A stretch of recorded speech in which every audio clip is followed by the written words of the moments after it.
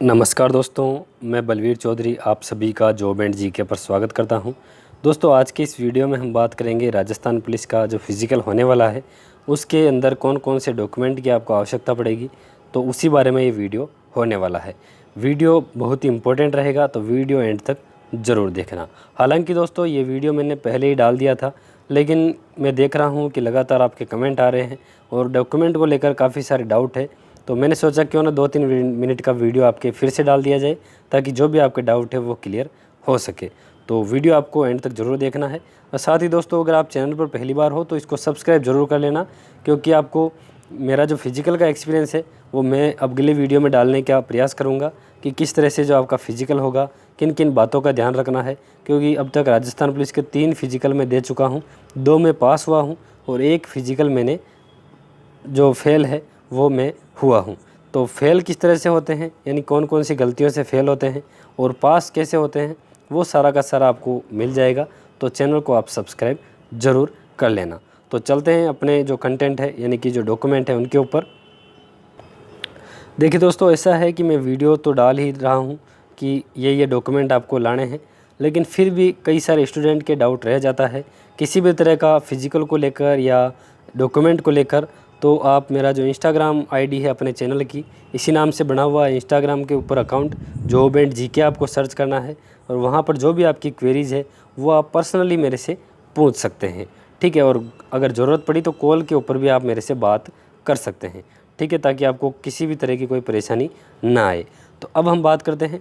तो देखिए दोस्तों, ऐसा सबसे ज़रूरी जो डॉक्यूमेंट है उसके ऊपर हम बात करते हैं सबसे पहले, जिसके बिना आपको फ़िज़िकल के अंदर एंटर भी नहीं किया जाएगा। वो है दोस्तों आपका जो चिकित्सा यानी कि हेल्थ सर्टिफिकेट। वो सबसे ज़रूरी चीज़ रहने वाली है फ़िज़िकल के अंदर।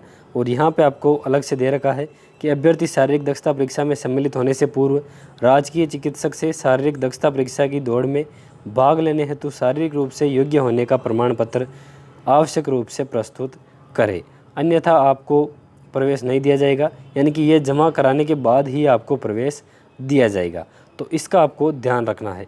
और रही बात इसके फॉर्मेट की, कई सारे स्टूडेंट को इसके फॉर्मेट को लेकर कन्फ्यूजन है, तो मैं जो अपना टेलीग्राम चैनल है जॉब एंड जीके, वहाँ पर इसका फॉर्मेट डाल दूँगा, तो वहाँ से आप इसको देख लेना। हालांकि आपकी जो स्टेशनरी की दुकान है कॉपी किताब की, उसके ऊपर मिल जाएगा 2-3 रुपये में, तो वो आप ले सकते हैं। एक पीला सा डॉक्यूमेंट आता है हेल्थ सर्टिफिकेट, इसके ऊपर लिखा होता है, तो उसके ऊपर आप डॉक्टर के सील साइन करवा लीजिए और वो आपका चल जाएगा। अब हम बात करते हैं जो आपके डॉक्यूमेंट है, मुख्य रूप से जो डॉक्यूमेंट है उनके ऊपर। तो ऐसा है दोस्तों, एक तो आपको मूल प्रमाण पत्र ले जाना है और दूसरा आपको उसकी एक फ़ोटोकॉपी ले जानी है। तो मैं तो यही कहूँगा कि आप अभी फ्री है तो आप सभी जो डॉक्यूमेंट है उनकी 2-2 फ़ोटोकॉपी करवा लीजिए और एक तरह से 2 सेट इनके इसी क्रम में जमा लीजिए। और उनको सेल्फ अटेस्टेड भी आपको कर लेना है, यानी कि नीचे आपको साइन भी कर देने हैं। एक फ़ोटोकॉपी अगर आप करवाते हैं तो हो सकता है फ़ोटोकॉपी में कुछ मिस्टेक हो जाए, तो आपको बाद में परेशान नहीं होना पड़े, इसके लिए आप अभी से 2-2 फ़ोटोकॉपी करवा के रख सकते हैं।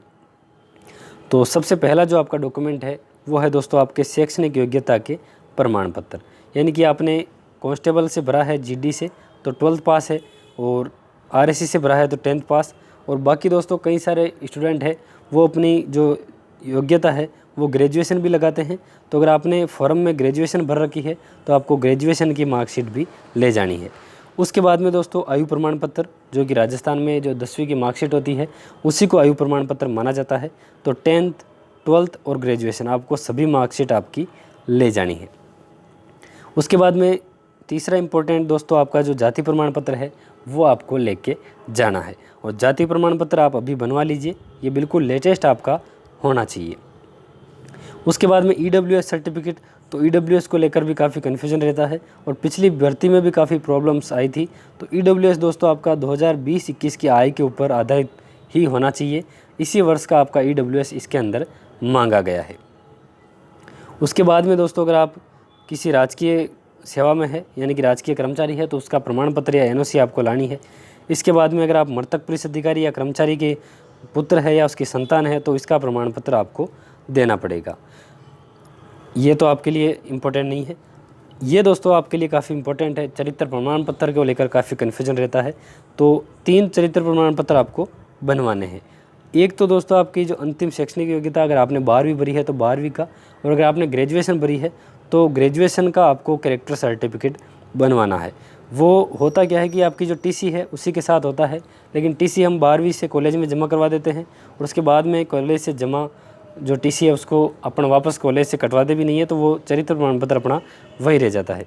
तो आपको एक एप्लीकेशन लिखनी है और डुप्लीकेट आपका जो चरित्र प्रमाण पत्र है वो आपको मिल जाएगा। और उसका ध्यान आपको ये रखना है कि उसकी फ़ोटोकॉपी आपको देनी है, ओरिजिनल आपको नहीं देना है, क्योंकि आपको बार बार निकलवाने में फिर परेशानी आएगी। उसके बाद में ये तो हो गया आपका अंतिम शैक्षणिक योग्यता का। उसके अलावा 2 चरित्र प्रमाण पत्र आपको दूसरे बनवाने हैं, जो कि उसका भी फॉर्मेट में टेलीग्राम के ऊपर डाल दूंगा, जो छोटे से आते हैं एक पीले कागज़ के ऊपर। तो वो आप एक तो लेक्चरर का करवा सकते हैं या प्रिंसिपल का, सरपंच, पटवारी, इनमें से किसी प्रतिष्ठित व्यक्ति से आप करवा सकते हैं। उसके अलावा अगर आप एक्समैन हैं तो आपकी डिस्चार्ज बुक, टीएसपी क्षेत्र से आप संबंधित है तो उसका आपको प्रमाण पत्र देना है। और ये इम्पोर्टेंट है कि अगर आपने परीक्षा शुल्क में छूट ली है, ये अधिकतर ने ली है, तो आपको मूल आवेदन पत्र की फ़ोटोकॉपी और आय प्रमाण पत्र आपको साथ में ले जाना है। ठीक है, मूल आवेदन पत्र आपने अगर संभाल के रखा है तो ठीक है, नहीं तो आपको एसएसओ से निकाल लेना है उसको, और आय प्रमाण पत्र के साथ आपको उसको लेके जाना है। उसके बाद में आपको रंगीन फ़ोटो ले जानी है। यहाँ पर 2 मांगी गई है, लेकिन आप 5-7 फ़ोटो ले जा सकते हैं। ठीक है, उसके बाद में अगर आप विधवा है तो आपका जो सर्टिफिकेट है वो आपको लेके जाना है। और लाइसेंस, अगर आपने ड्राइवर से फॉर्म अप्लाई किया है तो आपका लाइट या हेवी जो भी लाइसेंस है वो ले जाना है। लेकिन ध्यान यहाँ पे ये रहे कि आपको जो विज्ञप्ति जारी होने की दिनांक है उससे कम 1 वर्ष पुराना आपका होना चाहिए। ठीक है, ये आपको ध्यान रखना है। उसके अलावा लास्ट में आपको एनसीसी, होमगार्ड या पुलिस से संबंधित कोई भी डिप्लोमा अगर आपके पास में है तो उसके प्रमाण पत्र भी आपको ले जाने हैं। तो दोस्तों ये मैंने सरल भाषा में आपको समझाने का प्रयास किया है। अगर आपको समझ में आ गया है तो वीडियो को लाइक ज़रूर करना और अपने मित्रों को शेयर करना। उसके अलावा चैनल को आप सब्सक्राइब जरूर कर लीजिए। मिलते हैं अगले वीडियो में, तब तक के लिए सभी को जय हिंद।